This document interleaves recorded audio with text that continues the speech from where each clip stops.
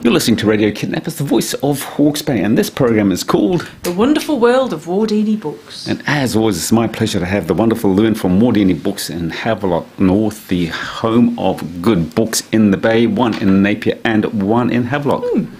And we have got three fabulous books today. And you mentioned before we came to air that they're not as depressing as those books that you've been bringing in recently. I brought you cheerful and absurd books thank today. Thank God.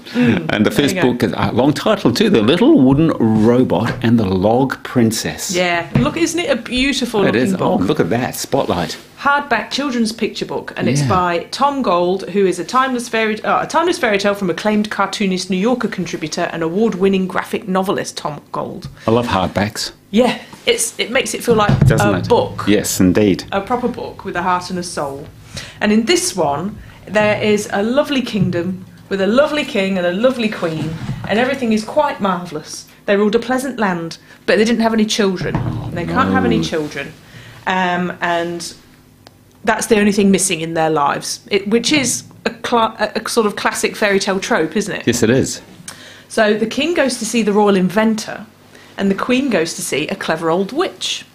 And what they ask for, they both want a child, and so what they get, the inventor makes the little wooden robot with intricate designs, and I really love the inventor's house. Look at that. Workshop, because there are keys and things that I don't know what they are, and clockwork things and bottles of oil, and that looks like maybe a globe, but not the world as we know it. And there's so much to look at in the pictures for a grown-up too, because it's a work of art as well as a children's story. And then the witch, what she does is she takes a log from the basket by her fire, and she uses her deepest magic to form a perfect little princess.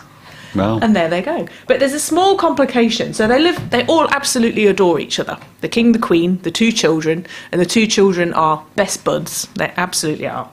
But there's a little problem in that when the log princess goes to bed at night, she becomes a log again. And then you have to bring her back to life in the morning by saying, "Awake, little log, awake." And the little wooden robot's got little bugs living inside him, and he just lets them. He lets the beetles nest inside him. And all it gives him is a bit of a tickle every now and again. But he thinks, if they're happy in there and they're safe, then that's lovely. And that's important.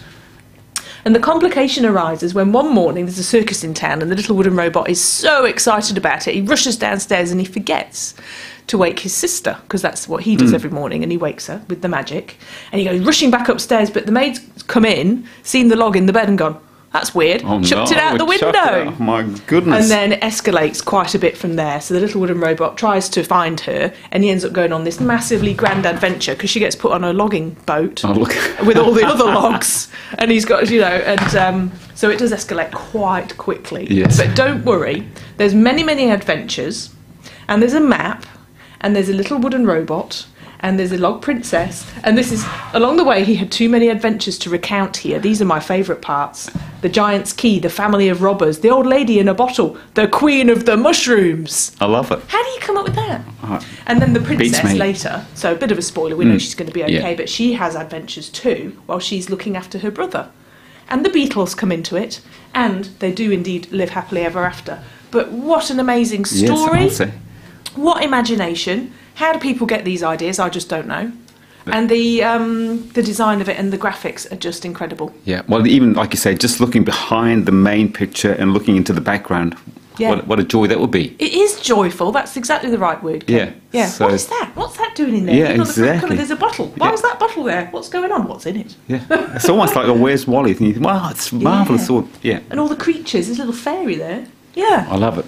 All right, and the next one is Poison for Breakfast. Sounds like a whodunit. It is a whodunit. It's brilliant. So Lemony Snicket. Oh, yes, I've heard of Lemony Snicket, Yeah, so he wrote this series of unfortunate events. And this one is just quite the most incredible little book that I've read forever, really. So suitable for thoughtful, philosophical, clever readers of probably about 9 and up, and then anybody, really. Because it is a book of philosophy, and he's quite clear about that. So it starts with, "Dear reader, are you confused?" That's me. I better get hold of it.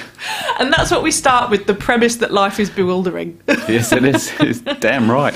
So what happens, and Lemony Snicket is the hero of his own story in this, as he has been in previous stories, and he gets a note under the door of his flat. So it's unusual in that a book ostensibly for children has an adult narrator, but he's in his flat, and he always has, for breakfast every day, he has tea with honey, a piece of toast with cheese, one sliced pear, and an egg perfectly prepared. Yum. And that's very, very, that will form the basis of the investigation into he's been poisoned. Yeah. So he gets a slip of paper, he finds a slip of paper, and it looks like it's been pushed under his door, and it says, "You had poison for breakfast." And he's like, "Oh my God, yeah. I'm going to die." I told you there wouldn't be any death, but there kind of is. Yeah, I snuck it in there. And so what follows is his investigation, and he starts with, well, okay, this is what I've had for breakfast, so I need to investigate the tea. And so he goes to his favourite tea shop, but it's closed. It has erratic hours, and he's always really liked the fact that it's got erratic hours. But today he can't find. Well, okay, and by a process of elimination, well, if they do this and they do this, then they're not the kind of people that would poison my tea. So it's not the tea.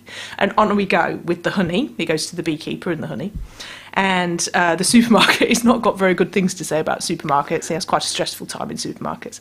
But there are just the most amazing things where he goes off onto these kind of related tangents where you wouldn't, the people that you don't like, you wish ill things upon them. Yes. And one of the best ones that I found was, I wish that every cracker you eat in your whole life is stale.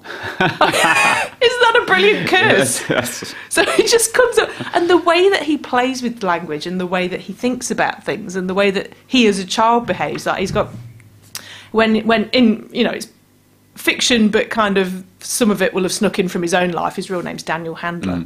And he talks about going to stay at this place for the summer where there was a lake and there were geese, and you're not supposed to feed the geese because they'll keep coming back. And no one could understand why the geese were coming back, because nobody was feeding them, but he was going out at night. Yeah. Running about at night, getting up early in the morning, feeding the geese.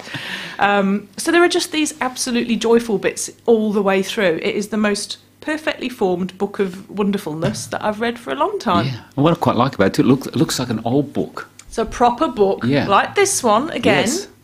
Yeah. It is. And you want to keep it. Yes, you would. And the writing is small, and it sort of reminds me of old books. Yeah, and there are beautiful illustrations. I didn't even mention the illustrator, who's done a fabulous job, so we better name her. One moment, caller. Her name is Margot Kent, and she lives in West Chester, Pennsylvania.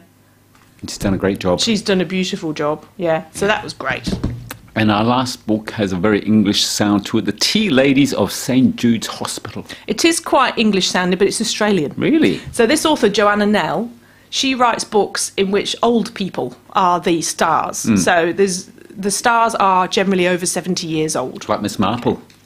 Kind of. They're more, they're real people-driven stories, so character-driven stories. And in this one, St Jude's Hospital it's an institution, it's been there for years, you know, and you get the best quality of care at St Jude's, not like the General down the road and all that kind of thing. And there is a tea shop, and the tea shop is there to raise funds for things, you know, like they might get this particular chair that this ward needs, and currently they're fundraising for a mural in the children's ward. You know, they do important, lovely stuff like that. It's the Marjorie Marshall Memorial Cafeteria. But Hilary is one of those ladies who, kind of a ladies who lunch kind of lady, you know, golf club. Yes. Husband very rich in investments, but turns out her husband has defrauded lots of people. He's in a great deal of trouble, and she just leaves him. Like, she's just completely gutted because her reputation is in tatters. But she's still the manageress of the Marjorie Marshall Memorial Cafeteria. You know, it's all voluntary. And Joy, she's one of these very vibrant women. Her hair is orange, and she has beautiful sparkly false eyelashes and gorgeous, colourful clothes. And she is clearly recovering from her husband's terrible, terrible traumatic illness. And she is working her way up to going back to the ward on which she was in. Len, her husband's called. And then we've got Chloe, who's 17 years old, and her parents are both very high-flying doctors. One at St Jude, her mother's I think they're both at St Jude's, but and the two elder brothers have become doctors, and it's just assumed that Chloe will go. But she faints at the sight of blood. And she's really an artist, and she's so miserable, and she is very anxious. But as part of her Duke of Edinburgh award, she goes and volunteers at the Marjorie Marshall Memorial Cafe. So that's just set up. And these three girls, women, ladies, are the beating heart of the novel. And then what happens is there's going to be this massive makeover of St Jude's Hospital, and they're going to have a wellness hub, and they're going to have a meditation pod, and all these things. And in a terrible blow to the Marjorie Marshall Memorial Cafeteria, there's one of these massive, like, kind of a Starbucks franchise thing called Platter that's going in, and it's going to have 3 different kinds of chai, which is a gorgeous moment when one of the ladies says, "Oh, is that the little seed?" Oh, no, it's chia. Because they don't know, because they serve sausage rolls and scones. Oh, yum, I'm and going tea. there. Exactly, Yeah. it's real basic, good, wholesome food. So they're under threat, and what can they do to pull together? But of course, Joy's got the husband thing going on. Chloe's got the I don't want to be a doctor thing going on. Hillary's got not only her fraudulent husband, but her very, very elderly sister, who she's had to move back in with, who is a cranky old cow. So it's one of these just beautiful human stories. It sounds like real life. Real life. Yeah. And quite gorgeous and heartwarming about how communities and cranky people, there's a reason for people when they're being cranky, and they might just need a hand. And it was quite fun. It's so much fun and so lovely. And, I may have shed a tear towards the really? end. Yeah, I think it's quite lovely. Who's going to read that book? Well, anyone, really. I mean, I think you could give that to... I think my husband Gareth would enjoy it. Yes. He wouldn't pick it up, because if you look at it, it's got a pink gingham tablecloth on the what front. does it say? As soon as you pick it up, you think... Doesn't say military thriller, does it? No, it does not. But if I made him read it, if I said sit down and read that, he would find it quite enjoy it. delightful. So, just give it a go. And it would make good TV series too. And it would actually. It would be. You can see it playing out.